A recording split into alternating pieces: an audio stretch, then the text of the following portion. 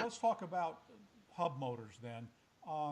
Where do you see this particular? What's your sweet spot in terms of the market for that product you're holding right there? Well, so we have. So let me back up. Okay. In terms of evolution, 2018, what we have done is we have actually embedded sensors inside the hub. Okay. That was an important part of it. So now what it allows us to do is we are able to get both the cadence information as well as torque sensor information from the rider right inside the hub. Okay. So that opens up a significant amount of possibilities. Now we have, so we have launched, two platforms. One is we call Falco eDrive, Okay. and that platform actually is limited in terms of power, but it has got ability to act as your trainer. Okay. And that's one aspect of it is being able to evolve the technology where you have an indoor use and you have an outdoor use. Oh, okay. So this would be as I would set this on some kind of a trainer platform, the rear wheel. I would, in the wintertime when it's too cold to get out, I'm down there pedaling away in my basement or rec room or whatever. This is then providing me with the kind of data that I would get if I had some other more high end type of trainer then, Right, dedicated right. So trainer. that's right. So the direct drive trainers are today the most sought after trainers in the market.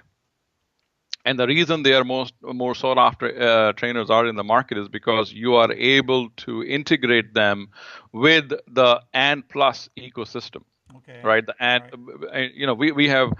we have dreamt of this, from several years. We have dreamt of it as being able to have that kind of ecosystem, but it has not been possible for until recently. Right. So for So people that aren't familiar with ANT, that is a communications protocol developed essentially for bikes and trainers and things like that. Then yes, sort of the Bluetooth for training equipment. yes, so N plus is a very low energy communication protocol which was developed by Garmin, and most of the Garmin devices have it. And now essentially the same protocol has evolved into, so you have got the hardware today is compatible with N plus and BLE, Bluetooth Low Energy. Okay. You know, so Apple devices unfortunately are not directly compatible with Ant, unless you can use BLE. So Ant has upgraded the hardware or provided, the abilities for their OEMs to be able to have the compatibility both with Apple as well as all the other devices. Okay. Right. So what it does is, about year and a half, 2 years ago, a company by the name of Zwift essentially came on, came to be introduced, and they have revolutionized the training aspect of indoor training. And Zwift is a virtual reality, where you can actually simulate being trained, doing indoor training while you are in You mean London. the Tour de France, To- virtual Tour de France? Virtual Tour de France. Now, the interesting part is that when you do that part, you can actually, if you have something like this, now this actually complements your indoor training. So this will simulate the road for you. So when you are Okay. going uphill, it will give you a lot of resistance, Okay. right? And when Yep. you're going downhill, it's going to simulate going downhill. Now, Okay. some companies have even go beyond that. For example, there's a company called Tox, TACX, right? And they Okay. have got some trainers. They actually can simulate even the gravel road where, this is go right. So Right. you can really complement the training aspect quite truthfully while you are indoors, Okay.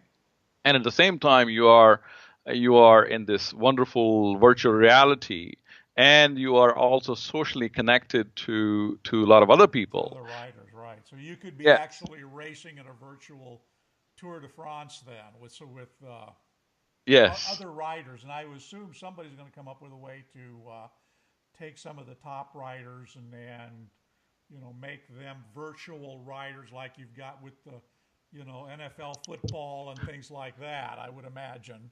Yes, yes, yes. So I think it's definitely a very exciting area to be part Okay. of, and then you have a whole lot more statistics about yourself. Your power you're generating, your cadence, your heart rate, etc. So it's definitely elevates the indoor spinning or indoor training to a next level, Okay. All right. right? So that's And does this then also work? I take my bike then outside and I'm going to ride now outside. Do I get that same level of detail about my performance when I'm outside? Yes, so you're able to convert then the drive. So we call it world's first indoor outdoor e-drive. Okay. That's another platform and so now you can, when you're outdoor, you basically ride it as a normal electric bike, Right. right? Okay.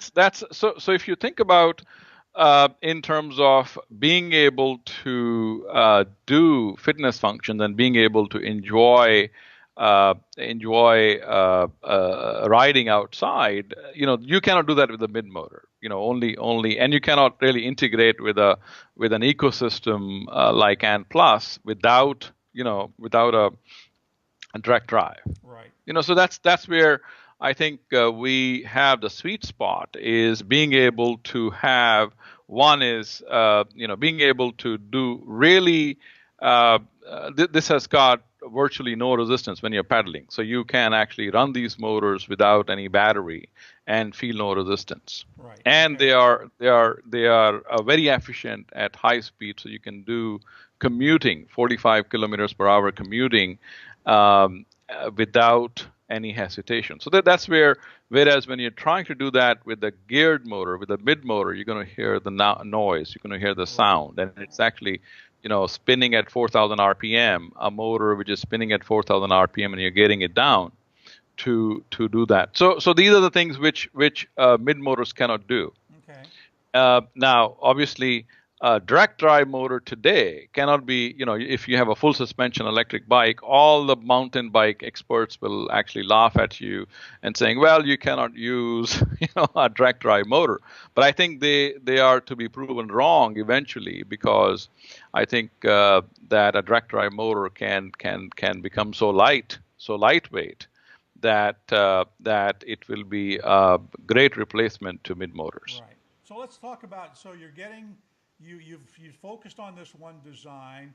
I gather from the fact that you've been spending a lot of time in India that you're probably working with a contractor manufacturer over there then to produce the motors. No, we have our own facility. We have it's a Falco facility in India, and we are opening a second facility pretty soon here, with 20,000 square feet manufacturing place. Okay. Is this in And Pune? no, we are going to. So we will maintain. We today we do the R&D and manufacturing in Pune, Okay. and then we are looking at a location close by to set up our second manufacturing place as well. Cool. So let's talk about. So I can't, as an individual, I can't put an order in and say, send me that. Your clientele here are bike manufacturers, I gather. Yes, so we are definitely moving away from direct sales and dealer sales, and getting into more working with manufacturers. Okay. All right.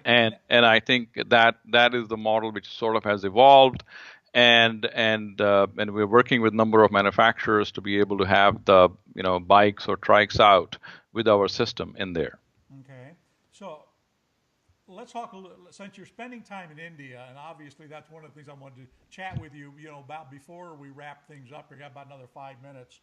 Um, let's sort of give us some insight into the market there. You know, we've had some interesting things happen. You have the government saying that they're planning on having all cars electric by 2030, which is like what 13 years away, something like that. 20 years Yes. away, 18 years away, whatever it is. No, what am I saying? 12 years away. You've got most recent one is that they came out and said that we're going to ban driverless cars here because we don't want our taxi drivers and things being unemployed, right? You've got, what's it, 1.3 million people? I think you have as many people now in India as you have in China. Yeah, 1.3 billion. Yeah, Yeah, yeah, yeah. 1.3 billion people. And then, of course, you've got all this whole debate about how do you incentivize it, the whole tax thing. Do we give all these vehicles a tax break and so on? So, is that a serious market for you? You've got a plant there. Is that going to be a large market for this product for you? And what's sort of your feel about what can you kind of insights can you give us about the market in India from your perspective? Well, I think, culturally, this is not a good fit for Indian market. Okay. Culturally, people are very status conscious in India. And they like to go from two-wheelers, motorcycles, to cars. I think electric cars have a better chance than electric bicycles. Okay. Electric bicycles are good in Europe because people don't have that status. They are more about the environment and their own health. Right. Whereas in India, it is that to be able to show to society where you have it reached, you want to show a four-wheeler. So I Right. think electric cars is a much better option because people are willing to spend on electric cars. Okay. And I think we don't have electric bicycles on the other hand, or even electric scooters. I think have a very limited scope in India. Okay. So companies like Aether that we hear about launching their electric scooters and things like that, that's going to be a small market then, you think?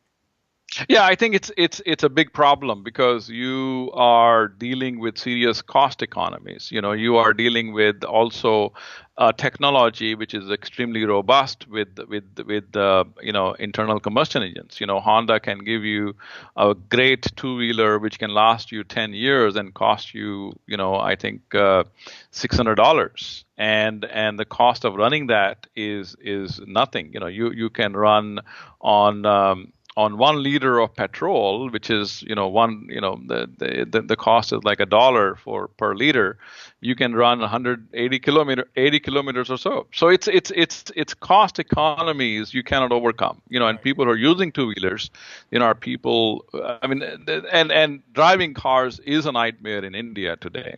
Oh yeah, But I've seen photographs of the traffic jams in places like Delhi and some of the other large, sprawling cities. There, it's like bumper to bumper. I don't see how anybody even gets around. But then we have that problem here, and they have it in Europe too. So it's a much bigger problem, and in India, it's a very serious problem because our population is economically growing, and they are economically growing, and they are commuting, and they are traveling, around the globe, and this is so it's a very serious disconnect between between a consumer base who has money to spend, but if they spend it, there's a limited use of it. So owning a car is something you aspire to, but being able to use that car is yeah, another thing. yeah, So it's a serious issue for us, I think, and it cannot be addressed, quite quickly or easily because you cannot build roads, overnight, right. and that requires serious amount of planning, and the number of cars which are coming online, by 2030, we expect almost 500 million cars on the road. Yeah, That's a for that's just India. just India. Yeah, Yeah, yeah. I mean, that's a serious, and we cannot. That's a, like a 10 times increase in number of cars, and there is no way you we're can just going to sit there in build. permanent gridlock. Or I suspect that people will have cars, but it'll be more of a status symbol. Okay, I got a car. Here it is. Right, right. I can't drive it. It's going to sit there in my wherever you park them there. I don't know. Um, and then it's your status symbol. So, or somebody could make a business maybe out of just simply renting fake cars, right? Doesn't really work. It just sits there and looks pretty. So, hey, thank you so much for taking the time and talking to me about this. I really appreciate it, and I'm glad that you guys are continuing to make progress. I look forward to maybe getting to test one of those motors here at some Absolutely. point. I love the idea of being able to use them both indoors and outdoors, and being able to collect that data. I think for Quick Bike, as you know, I'm working on, that might be some really valuable information to have for us at some point. So we'll Sure. talk about that when we get to that point. Sounds good, Bill. Thank you so much for your time. Really appreciate it. All right, good. Now I'm going to chat with you just briefly off record, but before we hang this up. But I'll thank you for now. Thank you. Thank you, Bill. Okay.